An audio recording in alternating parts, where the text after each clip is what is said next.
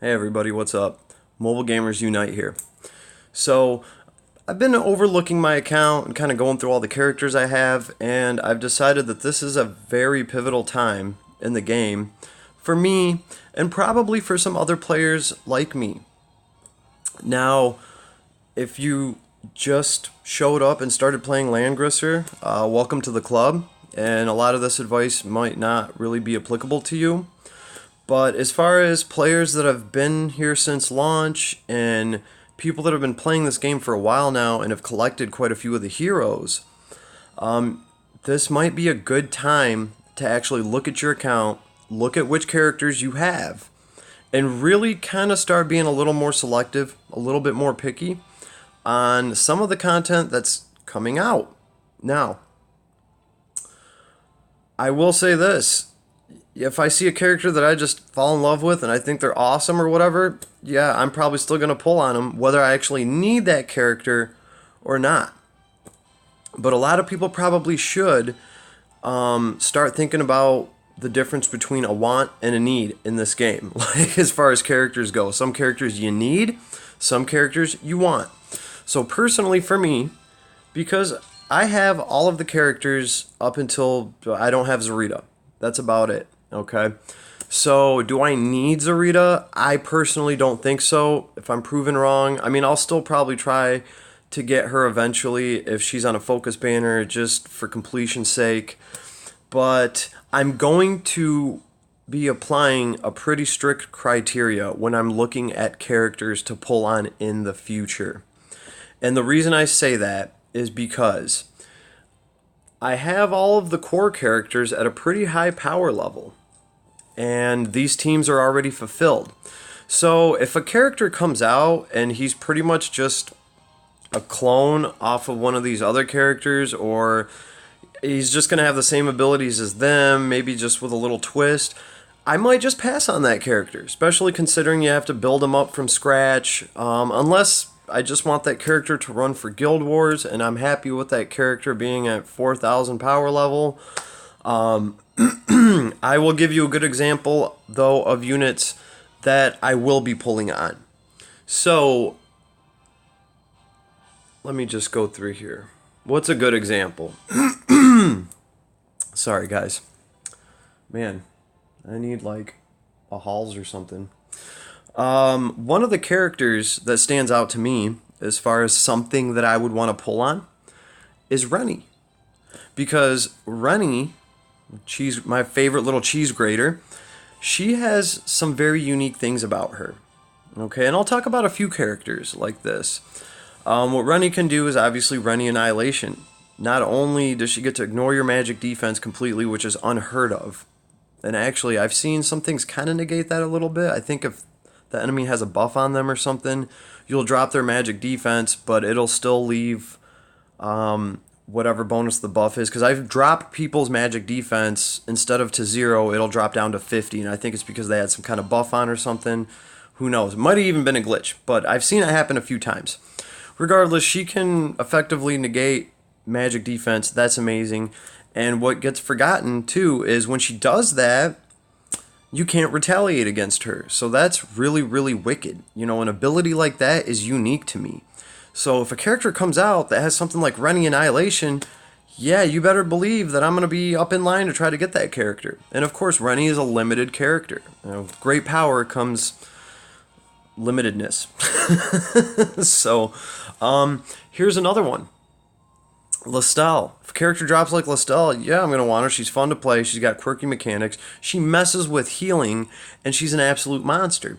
And actually, I've been playing with Lestelle for a while, but one of the best things about Lestelle, unit ignores its class disadvantages. I constantly forget about that, and I always run her with Vampire Bats. But I gotta say, on my alt account, I've been running her with Lava Titans.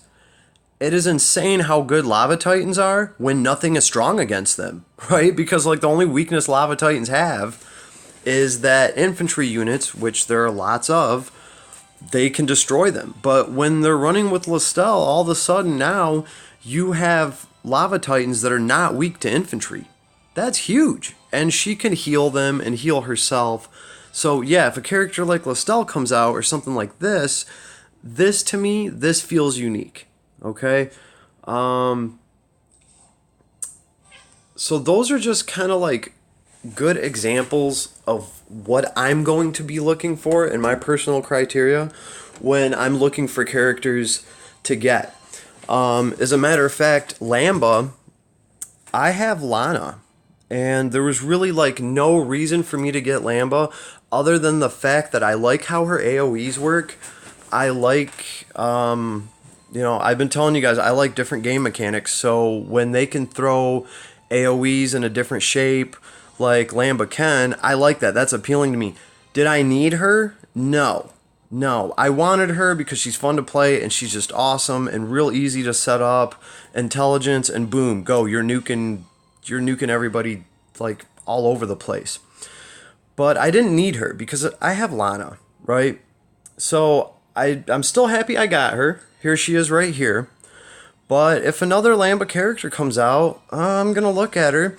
The other thing, though, that is kind of unique about Lamba is she is the AoE caster for Yles Legends. So for like a hardcore Yles team, yeah, I can see why somebody would need Lamba as opposed to just want her. So, and it is useful for me because if I'm running Landius and he's the fusion buffer, I can run her. If I put Lana in there, who's going to fusion buff Lana? Landius isn't going to do that, you know? So this does give me some option, but typically, yeah, on my alt account, Lamba is way more important than she is on my main account because on my alt, Yles is what I'm going to run, and I already have stock invested into that fusion team. But on my main account, Lamba, I really didn't need her. I actually kind of pulled her just to do a review on her for you guys, and because I did like the game mechanics, like the way that she throws her AoEs, I like her talent. It's nice, easy, and simple. But actually, Sigma was the one I was trying to pull for on both of these banners, or on both of my accounts off of this last banner. And I gotta say, Sigma is actually, yeah, he's a harder nut to crack. Like, he's harder to play better. Like, and I mean when you first get him. With Sigma, you actually have to work on him. He's a diamond in the rough, but once you polish him up, that boy shines. But you do need to, you do need a 6-star Sigma. So he's not going to shine right out of the box. Lamba here, she can shine right out of the box. So I always thought that was kind of cool about her. But if I had to pick one over the other, it's a tough choice, really, you know. But this is kind of like the criteria that I'm going to be using to evaluate new characters that come out.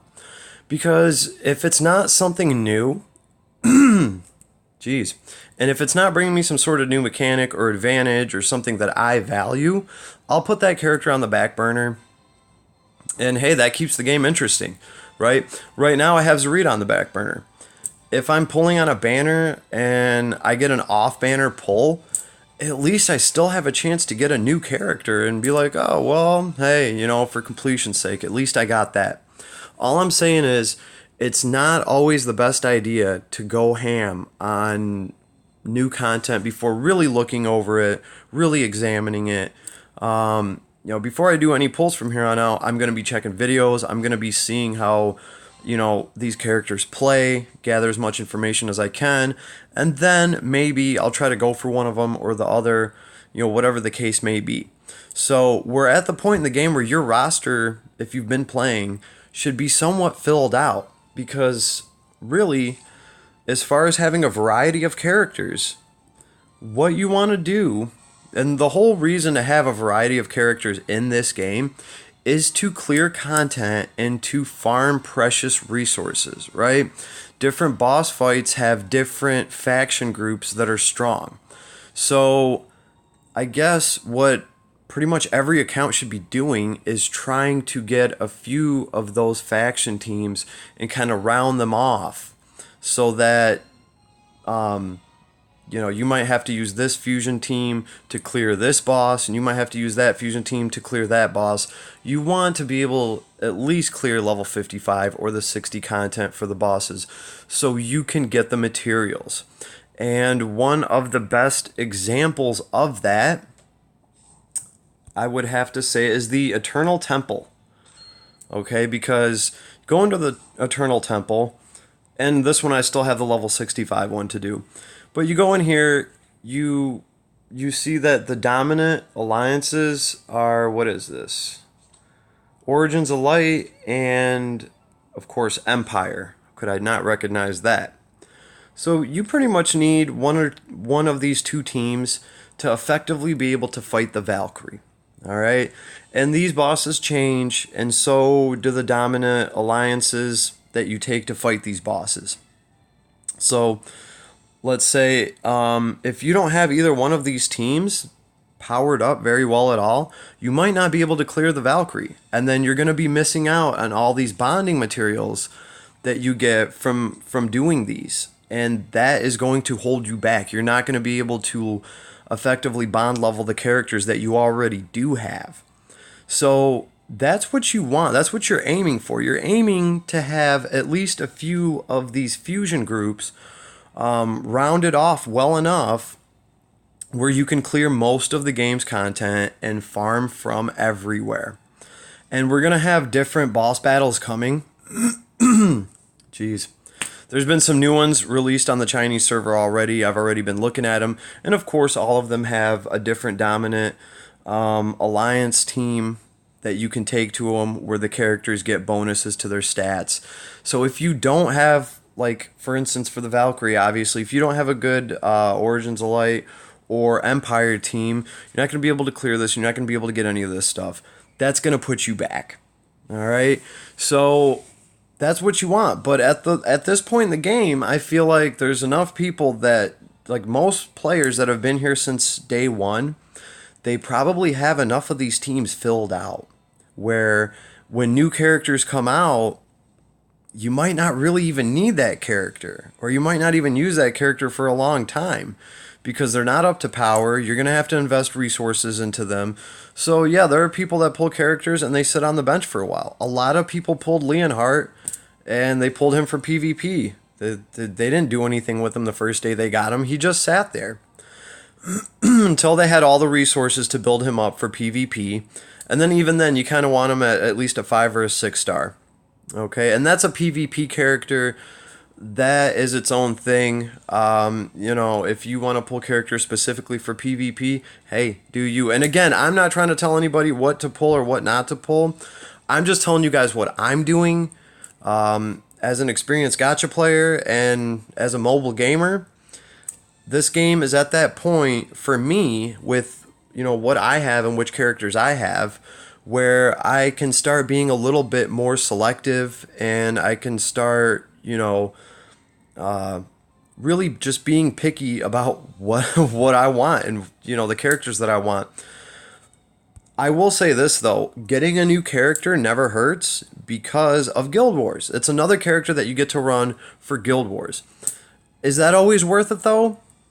I don't know. With as many characters as I have right now, I can honestly say that I can effectively run Guild Wars all day, put up lots of points on the board, and I have an alt account to do that with as well. So, if I don't have a Zarita on this account and I can't run my Zarita and get the Guild War points for it, I have 20 other heroes on my alt account to score Guild War points. So for me, that's not as much of a factor. Some people might just want to pull new characters to be a collector and just to have extra Guild War characters to run.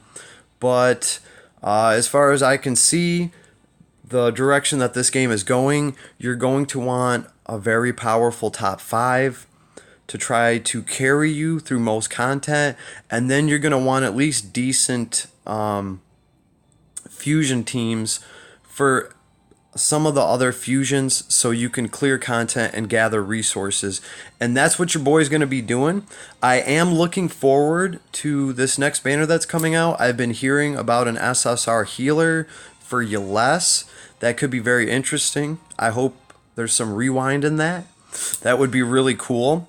But I haven't even seen a picture of this healer. This is just what I've heard.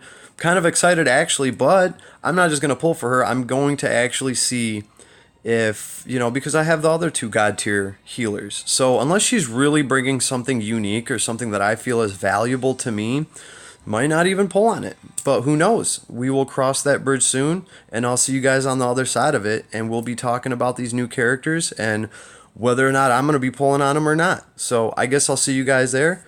Mobile Gamers Unite. Hit like, hit subscribe, tell a friend, bring a buddy, make a pal. Have a nice day, everybody. Peace.